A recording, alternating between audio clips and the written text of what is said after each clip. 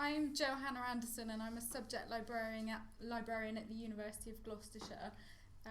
For my Masters in 2008 I went to Malawi and did some research at a primary school library there, which was one of the most amazing things I've ever done.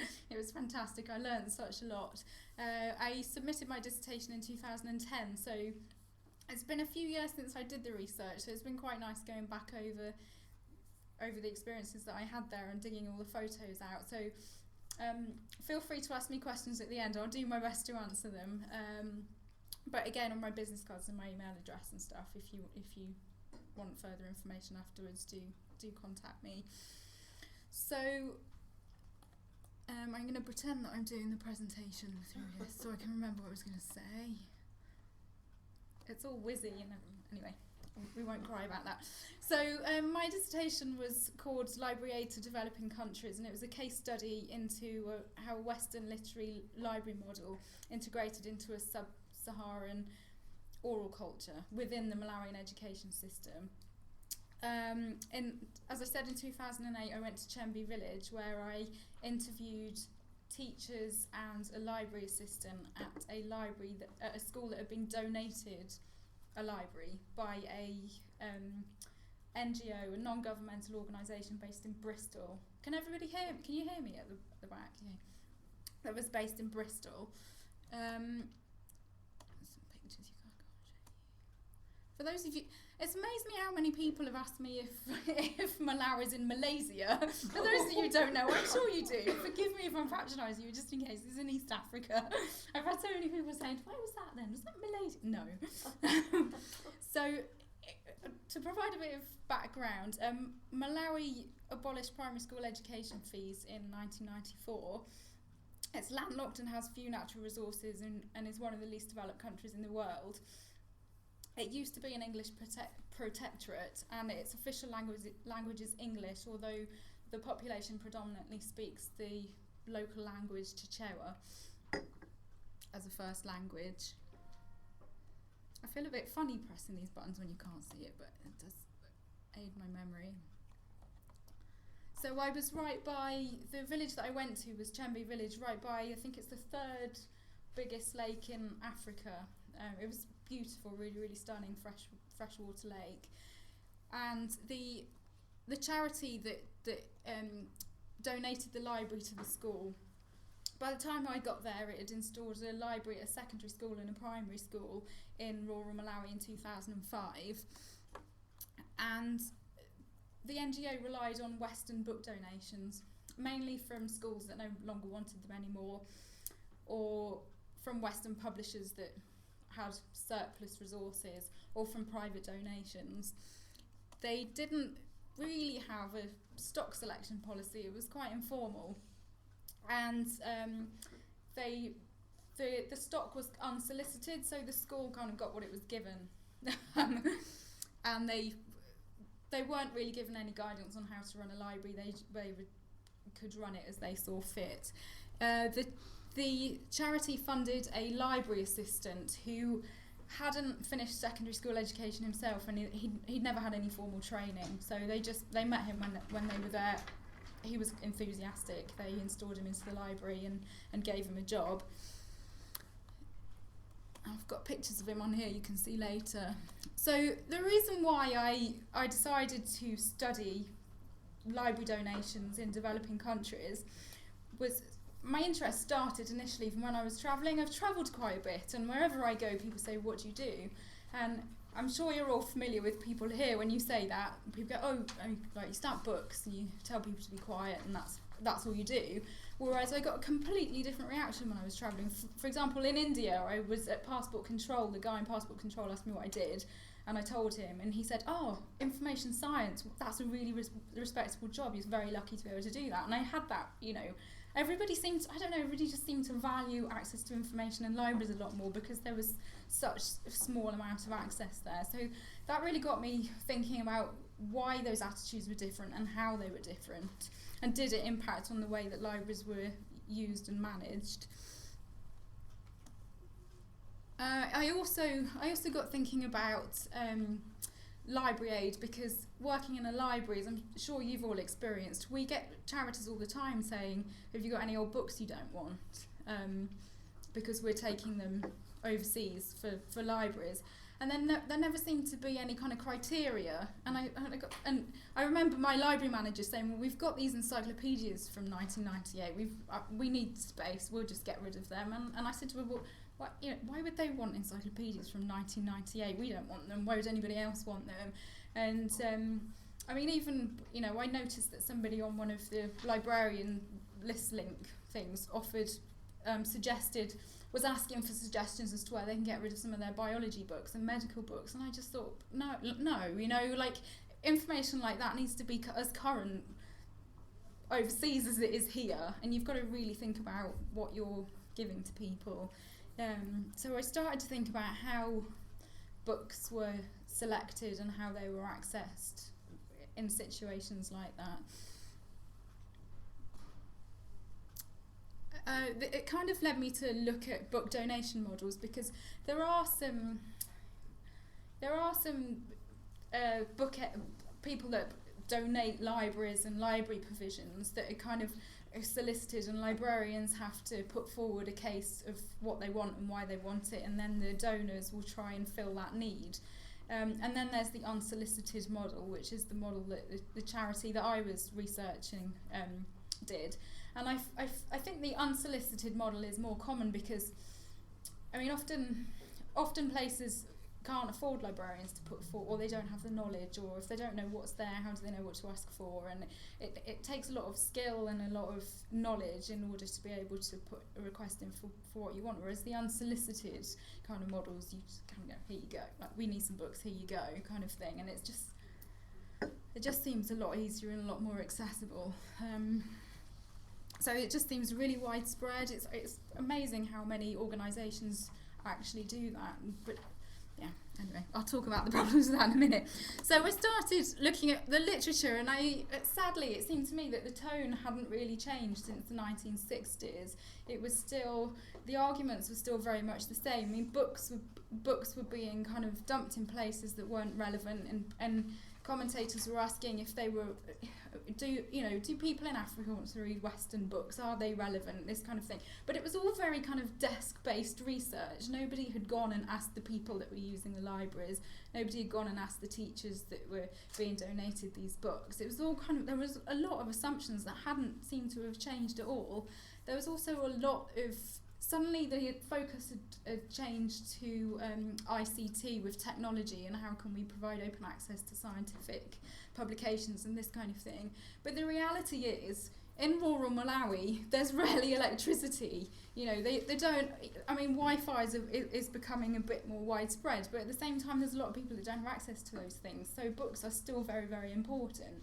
So that it really needs to be reviewed still. It's not irrelevant, just like books here aren't irrelevant. And it was mostly, a lot of the literature was from a kind of very Eurocentric perspective, which seemed to me to be quite odd, really.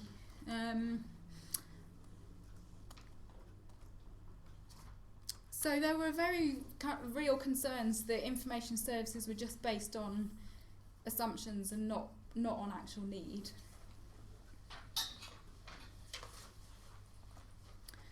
Another reason why I wanted to study this area, was because of the Millennium Development Goals. I don't know if any of you were here for Biddy Fisher's talk that she did on the Millennium Development Goals. For those of you that don't know, there were some goals that were agreed on internationally to provide kind of goals for developing countries to improve lives of those in poverty. I did have there's 8 of them. So a couple like eradicate extreme poverty and hunger, reduce child mortality, ensure environmental sustainability, and they were kind of central mandates to the major international agencies.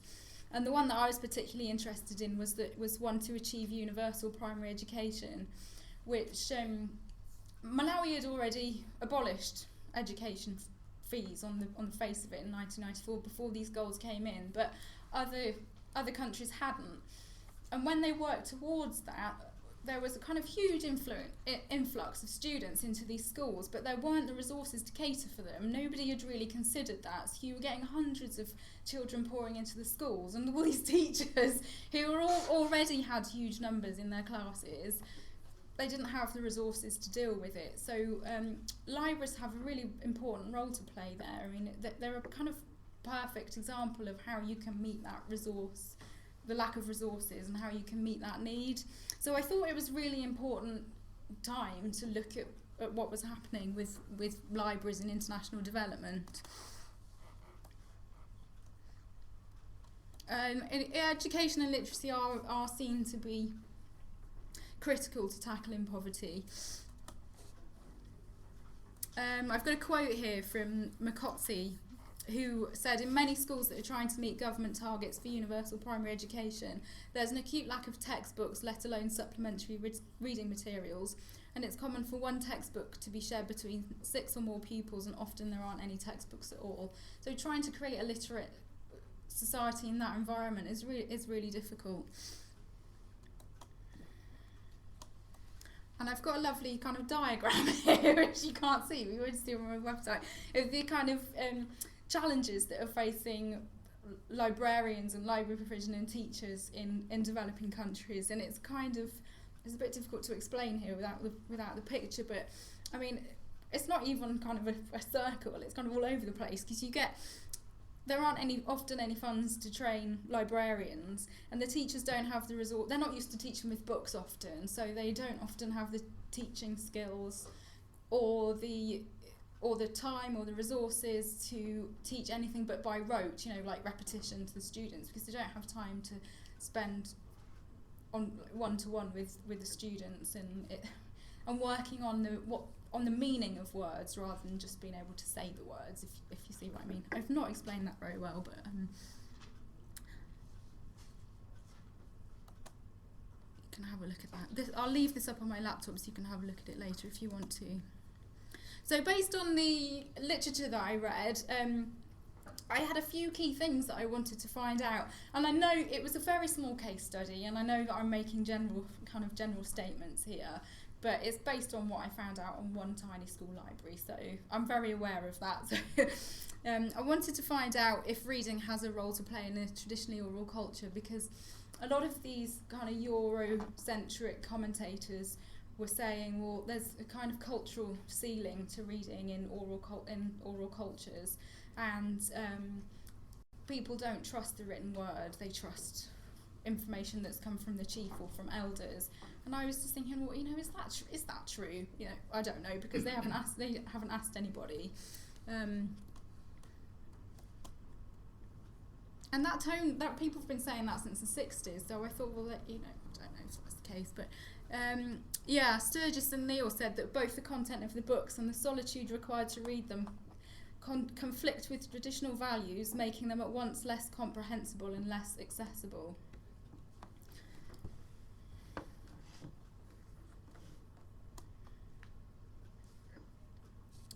And I wanted to find out how relevant the donated book stock was to the library users for reasons that I gave before. I also wanted to, part of the reason why I wanted to find that out is because, as I said, the main language in Malawi is Chichewa, and the children are taught in Chichewa until the ages of 9 or 10, and then they're taught everything in English, which is essentially a foreign language. I had hoped to do some research with the children there, but I kind of had to abandon it because the levels of English in the children there I needed more time, and I needed to do a PhD on the subject. Really, it wasn't feasible in the masters that I was doing. And then they're not allowed to use the library until they are being taught English. So they go and look at the books, and essentially they're being given books in what to them is a foreign language. So even if the books were relevant, how do they access that information that's within them? So many complications. There was a big study of English speaking and English understanding that Williams did in 1998 that it was about bilingual literacy and teaching practices in Malawi and Zambia, and it kind of revealed that students didn't read English well enough to be able to use it to learn in other subjects. So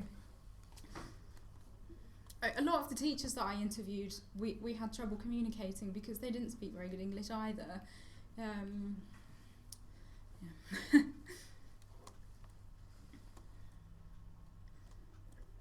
This is a huge problem because 80% of the new titles are in old colonial languages such as English and French, despite the fact that less than 5% of the continent's population is regarded as being really fluent in either of them. There have been efforts to publish books in native languages, but because of the supremacy of the English language, it's very difficult. And also because of the lack of money, I saw some of the books that had been printed by the Malawian government, and compared to some of the Western books that had been shipped over there, they were kind of black and white, not very good quality. Next to the shiny, glossy, lovely kind of children's books, Western children's books, the children just weren't interested in them, you know, same as here, you know. So they just didn't encourage anybody to read, I don't think. In this situation anyway. I wanted to find out how the library was used once it was there and what impact it had. Because Sturgis and Neil again said it's hard to convince teachers in sub-Saharan schools the value of libraries, due not only to a previous lack of access to books, but also to the difficulty of persuading teachers to use teaching methods other than the ones with which they were familiar. I don't... Again, the voices of the teachers weren't heard in the research, so I was sitting there thinking, is that really the case? I wanted to go and talk to the teachers to find this out.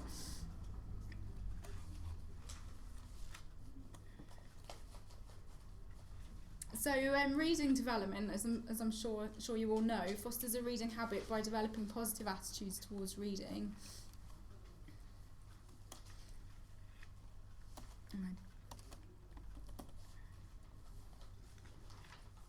And it sells the reading experience and what it can do for you, recognising that reading is a crucial role to play in creating independent learners, underpinning literacy skills and educational attainment, and helping people to understand themselves and others better. That was Rosenberg. Rosenberg, who did a study on reader development with projects in 7 African countries. It's a report that she did.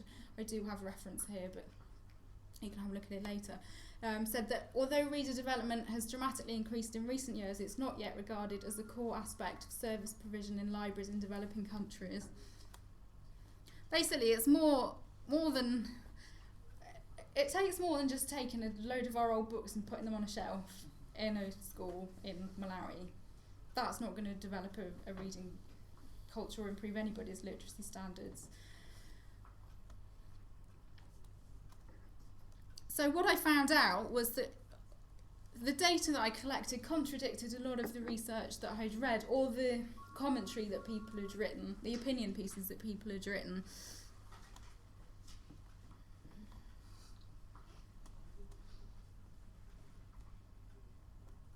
I would have really liked to have spoken to I'd love to do a PhD in this subject area, and what I'd do is I'd go back and talk to the community there, because as I said, I only had a chance to talk to the teachers and the library assistant, so I have made some assumptions based on what they've told me about the community's views towards reading and attitudes towards reading and education in this rural community. People within the community might tell me something different, and I think it would be really important. It would have been really important for the charity to have gone there and asked the community, because,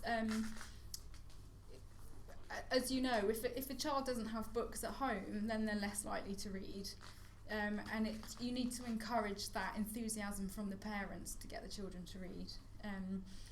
And I think that's really important, and that's what I would have done next if I was the charity, but I'm not. Anyway, I found that, contrary to what the commentators were saying here, the written word was very trusted, and the teachers were telling me that there's been a change in the traditional flow of information. So books provided children with access to the information, who were then sharing that information with their parents, and it wasn't the case where the elders kind of knew best and were passing that information on to the younger generation. It was kind of going all in different ways. So it has really changed that round. Attitudes towards education and reading were heavily influenced by the stance of the government in power, not just by the cultural influences. I found that wasn't really acknowledged much in the literature that I read. And one of the teachers, I've got a quote here, said to me, in the past children weren't allowed to ask questions of their parents or suggest something. They said if you talk to your parent, you're not polite enough to talk.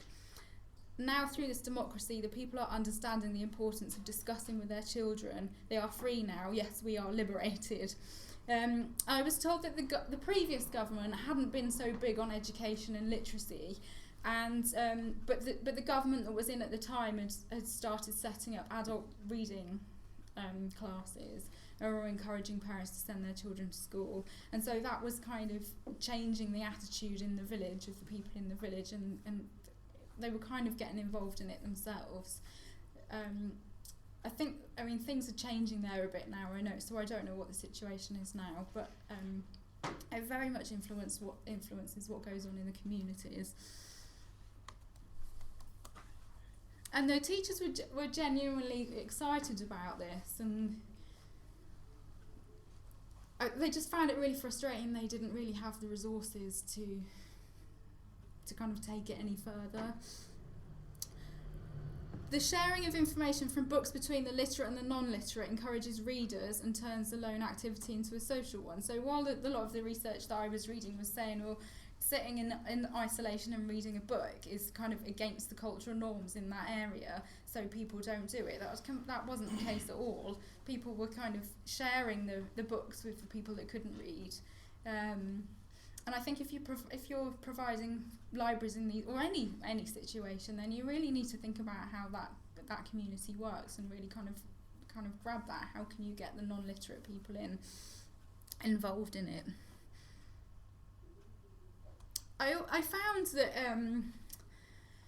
although a lot of people were saying, "Oh, why would children in Malawi want to read books about Disney and snow and all this kind of thing? It's not relevant to them."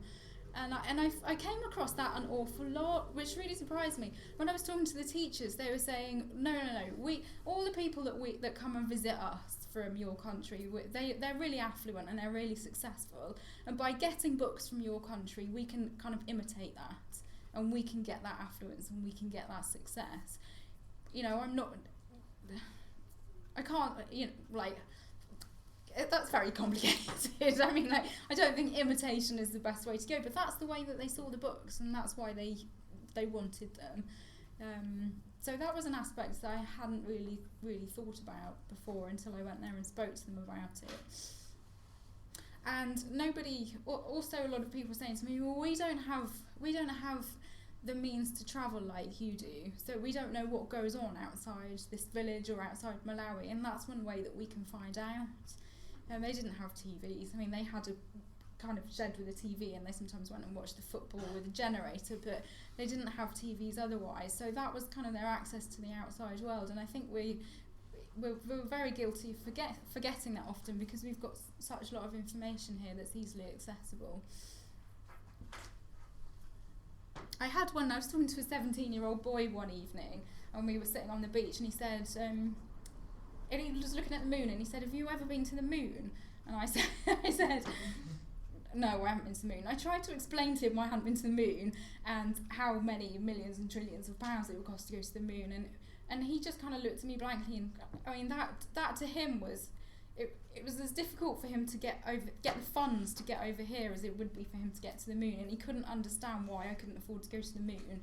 And so it was, and it really kind of yeah, and I was that kind of it was an interesting way of seeing things, because I hadn't really looked at it like that before. Plus I had to try and explain spacesuits and gravity and all that kind of thing to him. So I also found that books are associated with knowledge, wealth and prestige. So when I was walking to the school every day to interview the teachers, I had people would regular people would chat to me on the way to the work, and they found out I was working in the library, and they say, have you got books about this? Have you got books about this? Can I have a book about this? And people are always asking to use a book.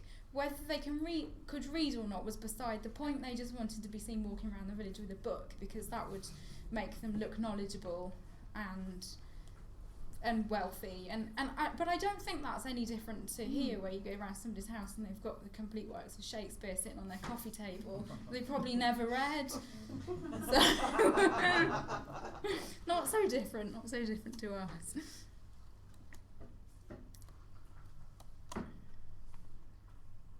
I also asked about the library usage, which I found really interesting.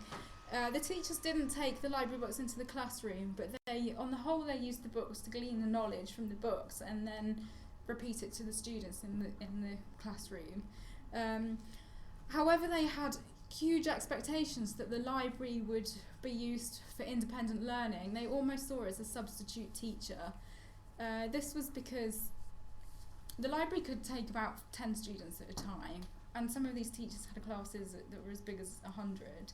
So they couldn't take the class to the library, and they were very worried about the books getting stolen as well. It was very much kind of, we've got so few books, and whether they're relevant or not, we're really proud of them, and we've got to try and shield them, and they'd only let children of a certain age go into the library. And so they kind of had this conflicting thing. They wanted the children to access the books, but still wanted to protect them. And they wanted the children to access the books, but it was just really impractical. So they took that knowledge and took it into the classroom. And they didn't have the time to spend one-to-one with the students. So they didn't have the chance to find out if the students had understood what they'd been taught. And so they were saying to me, if students have particular problems with their learning, then they can go to the library. We tell them to go to the library and they can find it out for themselves. Bearing in mind these children couldn't really speak English, the books were in English, their levels of literacy was really low, and the library assistant, although he was fantastic and very enthusiastic, hadn't had any training, he hadn't completed secondary school education himself. So he had these massive expectations of the library, but they weren't it wasn't fulfilling that need at all. So that was it was quite complex. I mean, one of the teachers said to me, children understand by seeing, touching and feeling. This library has really helped the school. We had not enough materials from the government, so some of the children have never seen a book or taken a book to read, just reading or hearing the teacher. So in having the library, they go into the library, they take a book, they see the picture, they read the words. In so doing, they add more knowledge to what they've been taught in class. So the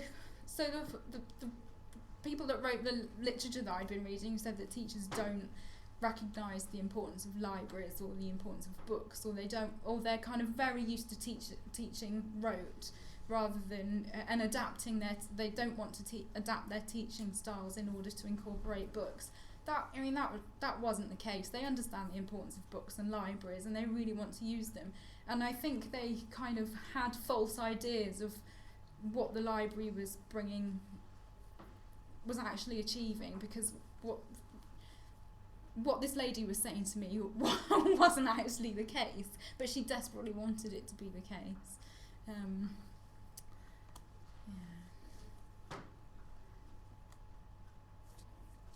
The library assistant said to me, even these guys who are in the elder class, not most of them can understand English very well. Not most of them can understand these bombastic words. He loved the word bombastic. He said it at every opportunity. that are in the books, and so they always come and ask me.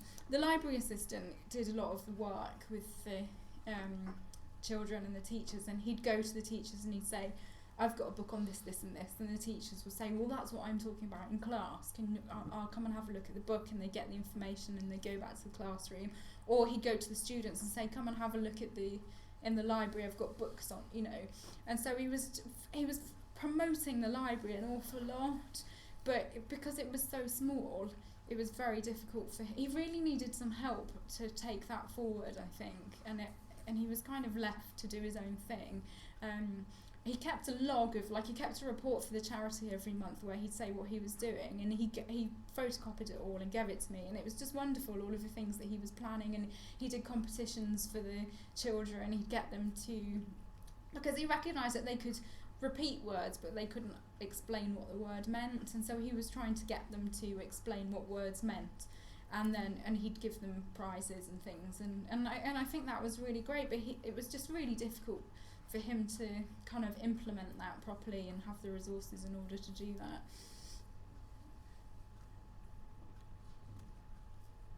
Yeah, he said to me that the children are good at memorising information read to them from books, but when asked to explain what they have read using their first language, they're not able to do so.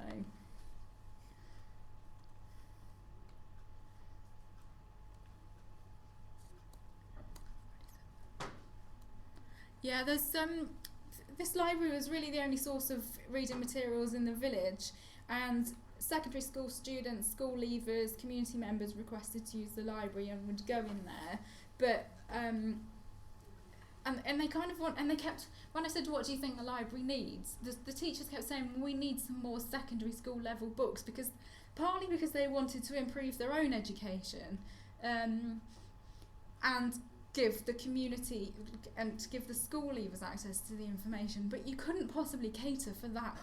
It was trying to serve too many masters, but wasn't serving anybody particularly well fully anywhere. So it was that kind of push-pull kind of thing. We want secondary school textbooks, but you're a primary school with it. That doesn't serve the needs of the students that you have. But you can see why that's what they wanted,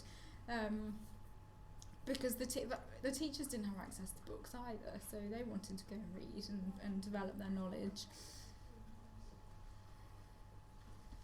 Reader development didn't happen at all, apart from the projects that I told you about the library assistant doing. The charity didn't see that as important. They just thought they're very much focused on, well, we've got too much stuff that we're throwing away in this country and they've got nothing, so we resolve the problem by taking all the too much stuff that we don't want anymore, and we'll go and dump it there and they'll be really grateful and it will be great. And that wasn't what happened, and that's not just a critique of this charity. It happens an awful lot, which is a shame because there's such huge potential. So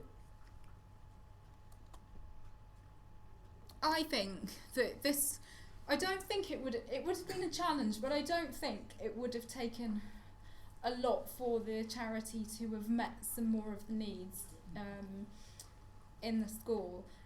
They hadn't done any evaluation of the project at all, and I think just by the interviews that I'd done, I found out some traits of the community and the school and the people that were there that could really be used to encourage reader development and get people accessing the books and reading the books. And I think traits of the community needed to be utilised to engage everyone in reading and involve non-literate community members. So it's been really important that this is done at local level and involves needs-based analysis and community participation. So the things that I learned about the community that could have kind of encouraged a reading habit and got people into the library and encourage people to access the books was, to be seen with a book gives somebody prestige. How can this be harnessed and nurtured? So contrary to what people were saying, well, people in this rural community with this oral culture aren't interested in books. That's not the case. It wasn't the case at all. So how can you utilise that? People are desperate to access the books. There's so many different ways that they could have done that. The new literates, people that were leaving school, had left school, were coming and asking me if they could use the library. And the community college up the road didn't have a library, and the students wanted to come and use the library. And literacy is very quickly lost post school if you don't kind of keep it up. So this interest about learning about the outside world and desire for continued education would be an ideal basis to encourage people to read. Also, you've got a community there that's highly sociable, and it turns the kind of reading into a sociable situation. So they were sharing the knowledge from the books. That's great. I think get people in, get reading clubs, get people sharing the information and talking about the information, and it automatically turns it into a social thing and brings people in, and that kind of wasn't utilised at all. I mean, there was I can't remember where it was, but there was a project that Rosenberg reported on where mothers were taken to kind of like a storytelling camp, and they had children's books, just pictures, and the mothers couldn't read, they were non-literate, and they were getting the mothers to just look at the pictures and make up a story from the pictures, and they could associate that with a storytelling culture, and so it became they became comfortable with the books, whereas before they were quite intimidated by the books and said, well, we can't read, they're no use to us. And it kind of got them and the children involved in that whole storytelling thing and got everybody in there. So you can use things like that to get people in and get people using the books. So so the future for the library in Malawi, I think that the charity stopped taking donated books there, and they had different plans. They were still very much focused on the recycling thing, so sadly I don't think they learned very much from my research, but that's another story. One of the teachers said to me, I think in Malawi it's the song of the government. They decide that in every part and every learning area there must be a librarian. But the libraries must grow because it's a matter of encouraging a child to read. Now a library is most important to our lifespan, our learning, really. This is a very serious matter. But how do we get there? As I said, no librarians, teachers, education development experts were employed by the NGO featured in this study. I went there, I did some research for free, which is quite rare for, like charity. I guess a lot of people go and do research for charities, but often you have to pay somebody to do it or something. I went there, I'll do it for free. I'll do evaluation that you've never had done before, so you can learn a bit about the community and about the library and the people that you're serving. And they weren't really interested. I mean, they were very good. They let me go along and they were quite accommodating, but it was almost I don't know, they just weren't really, and I'm a new librarian, so I'm pretty inexperienced myself, but I think I had something to offer, but they couldn't see the value of that, I don't think, and I think that's endemic often in charities that provide this kind of service. They just think, well, we just dump books there, books on shelves, it's a library, it's fine. So even when it was offered on a plate, it wasn't really accepted, which is a shame. It's a false economy, massive false economy, because it costs thousands of pounds to ship those massive crates of books, and the infrastructure, the travel infrastructure is so poor. Getting the books to these rural areas is very strategically difficult, and it's a complete waste if the books are irrelevant or they're not being used, they're not being utilised properly, or they're not serving the community or the